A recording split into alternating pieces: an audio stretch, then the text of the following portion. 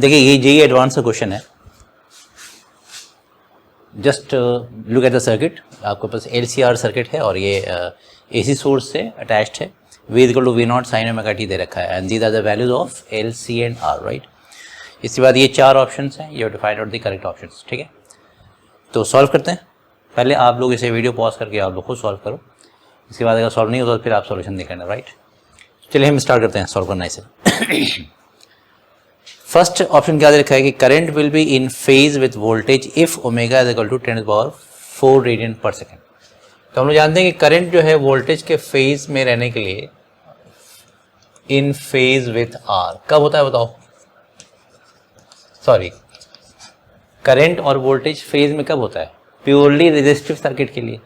और वो कब होगा? जब XC और XL सेम हो जाए, बिकॉज XC माइनस XL 0 होना चाहिए, तब जाके प्योरली रेजिस्टिव सर्किट होता है। और उस केस में आपका करंट और वोल्टेज क्या होता है? फेज में होता है, राइट। तो इससे क्या करूँगा मैं? XC की वैल्यू होती है 1/ωc और ये होता है ωL। हम लोग जानते हैं यहाँ से ये वैल्यू आप लोगों को पता ही होगा, 1/√LC होता है। तो let's find out the value.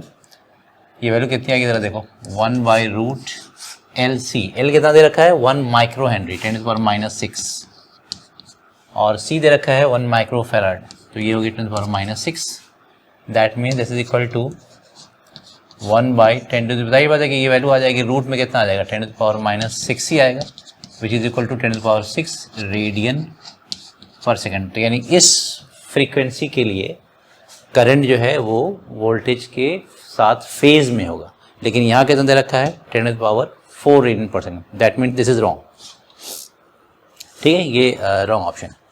इसके बाद क्या बोला कि the frequency at which I will be in phase with voltage, same ही यहीं से इसका आंसर आ जाएगा कि बोला कि जिस फ्रीक्वेंसी पे करंट और वोल्टेज सेम फेज में होंगे वो इंडिपेंडेंट ऑफ आर है।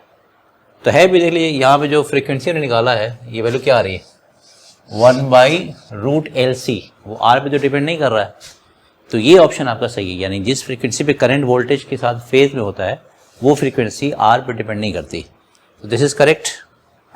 अब देखिए थर्ड ऑप्शन में क्या कह रहा है कि at omega almost equal to 0 आपका कह रहा है कि जो करंट है सर्किट में वो ऑलमोस्ट 0 हो जाएगा। ये चेक करना है मुझे कि अगर ओमेगा 0 के आसपास है, बिल्कुल क्लोज टू 0, तो इस सर्किट में करंट भी ऑलमोस्ट 0 हो जाएगा। तो जरा देखते हैं क्या होता है।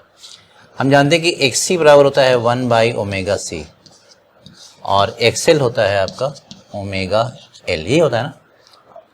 तो ज़रा देखो, ओमेगा अगर 0 हो जाएगा, बल्कि यहाँ चेक कर लो, ओमेगा को मैं अगर 0 कर दूँ तो XL होने जा रहा है 0। मैं लिख रहा हूँ ओमेगा अगर 0 होगा तो XL क्या हो जाएगा आपका?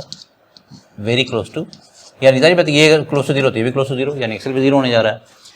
तो इस केस में XL 0 होने के मतलब क्या हो जाएगा कि करंट मैं दिखा रहा हूँ, करंट क्या होने जा रहा है? ये तो 0 हो गया और XC देखो क्या हो जाएगा? XC will tend to infinity. या वो ओमेगा हम यहाँ 0 करेंगे तो XC जो है वो इन्फिनिटी हो जाएगा, यानी इसका इम्पीडेंस आपका इन्फिनिटी हो जाएगा।